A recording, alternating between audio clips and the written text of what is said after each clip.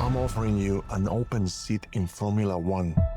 The only place you could say, if you win, you are the absolute best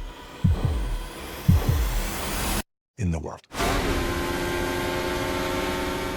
I just want to start off by saying, this is wild to me because you guys have both been Hollywood heavyweights for a long time, and this is the first time you team up together on screen? Yeah. How does that?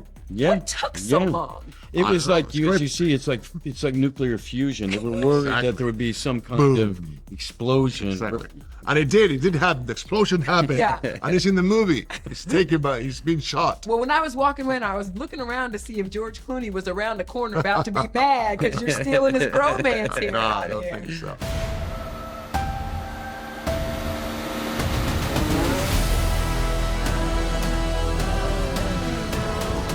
Brad, when I was talking to Joseph Kosinski, he said that you were fearless behind the wheel, like really fair. I think we saw it, right, in the movie. Yeah. So what was that moment on the track, or maybe even in training, where you were like, I could do this. I could be an F1 driver. Was there a feeling or a moment where it clicked? You gotta know. Like, I've loved racing like from this size, Okay. and been trying to do a racing film, make some kind of racing film, motorcycles, cars, rally, anything for decades, and it never came to fruition until Joe comes up with this crazy idea that he's going to put actors in the car on the track and embed ourselves in the F1 racing season. I mean, it's just been an experience of a lifetime, and I'm trying to figure out a way to get back there because I miss it. I really do. He said Lewis was kind of sizing you up that first day. He was like, Well, apparently I was under some kind of stress test. I was on a smell test that I was unaware of. Right. But I guess I passed. yeah, you definitely did. So one of the themes of this movie, of course, is about second chances and maybe, proving that you still got it. This is for both of you. Was there a moment maybe in your career where you had to step up and say, all right, I am that guy. Yes, I am Javier Bardem. I still have it. Was there a moment like that for you? But I don't know what being, in this case, Javier Bardem or whatever it means. Like, Great I mean, actor. you're generation. a legend. what I mean is, every time I have this imposter syndrome that we most of the actors have. Like, you go there and say, they're gonna fire me, they're gonna fire me, they're gonna figure it out, and they're gonna fire me. Yeah. So until that moment happened, keep on faking it, and yeah, that's what we all do. That's what we all do. And but there are moments in this movie where there were just one take on the grip with the cards and everything. Yeah.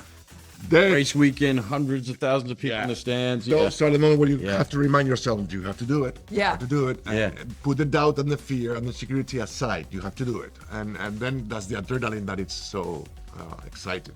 Is that same for you, Brad? Yeah, the same. I mean, the first time out on the track and the stands are full, it's just like, just don't cock it up. Just keep the car on the track. Yeah. And then, but a year and a half later, it just became like our own backyard in a way, and we got a great welcoming from the sport itself and everyone involved, and they really play a big part in the film that you see, and it's kind of just like, it's unprecedented. So you actually stepped on there and felt like, I gotta prove myself. Like, I gotta show them. Sure, we're very aware of the headlines, what they could be. yes. But it's also, that's not the pressure, because it's such a high. I can't explain it. This feeling of downforce, the cornering at these kind of speeds, braking in this short a distance. It is like nothing I've ever experienced before. All your focus goes there.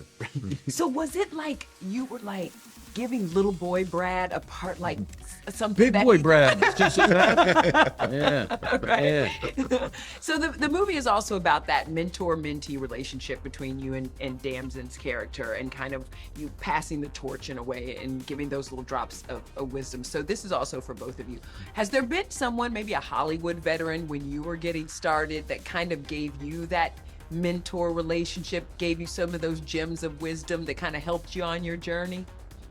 I mean, in my case, it was my mother, who was an actress, and she was always helping me to really take it serious enough to make it to try to do your best, but also being aware that that it's not about you. It's about the team. It's about the group of people that are telling the story, and that I never forgot.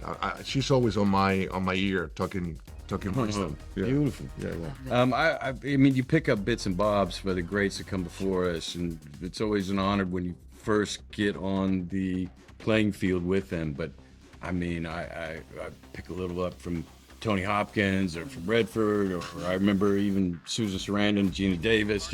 You just pick up these little bits as you go along. But I was at an event, and Sidney Poitier came up early, and I'd only done a few things, and it was so complimentary, and it meant a lot to me. And just that little shove from someone you respect and has been there and is an icon in the sport. That So gives me goosebumps. Yeah, You remember yeah. that conversation yeah. yesterday? Oh yeah. What's one thing maybe he Yeah. said to you? Oh, no, I'm gonna keep Yeah, that. keep But it- it was just okay. that he'd been watching, he had noticed, and just that little bit of support. So I think of that, and I watch the younger generations coming up, and they're doing like really exciting things, and they're approaching things, and they're coming up with answers and scenes that I wouldn't have thought of, because it's a new generation, it's a new time, and it's really, really fun to watch. And like I can't say enough great things about Damson, even though I'd love to take him down, because there's nothing more fun than taking Damson down. Well, he did tell me. I said, "Were you nervous when you first met Brad?" And he said, "Well, I was, but because my character had to be, I had to walk in like, yo, I'm Damson, like, what up?" I said, "You did that?" He said, "Yes, I Yes, he does. do Yes, he that. does.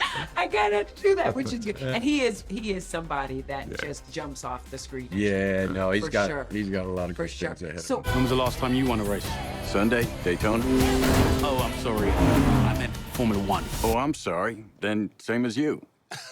And also, we're going to have fun this summer because we got Mission. I got Brad with Formula One, F1, all of our guys there. So there's a lot of great films coming, and I'm looking forward to going and everybody having a good summer. we're in the midst of this summer movie season, which I'm excited about it. I think there's so many Yeah. incredible movies. We've seen some already. One person that has been out there doing his movie, Tom Cruise, has been very intentional in saying, "You got to see F1." And This no one is- does it better than our friend Tom. I mean, when no you one hear does that, it better. when he says, you hear this guy, he knows the thing about action, and you hear him saying, "No, this is a movie you got to see." Well, he's sweet, and he's we're old friends, and certainly he's got an amazing track record Sure. with Joe and Jerry Bruckheimer, of course. And I think they're going on to do Days of Thunder now. I think I just read that. Oh. But he's doing something that none of us will ever get close to. yeah. Well, I can do. You're Yeah. gonna hang. You're gonna Yeah, I can- hang can. outside of a Yeah, plane yeah. while it takes off at 200 miles. Yeah. Jump out, parachute. I can see that. I can see that.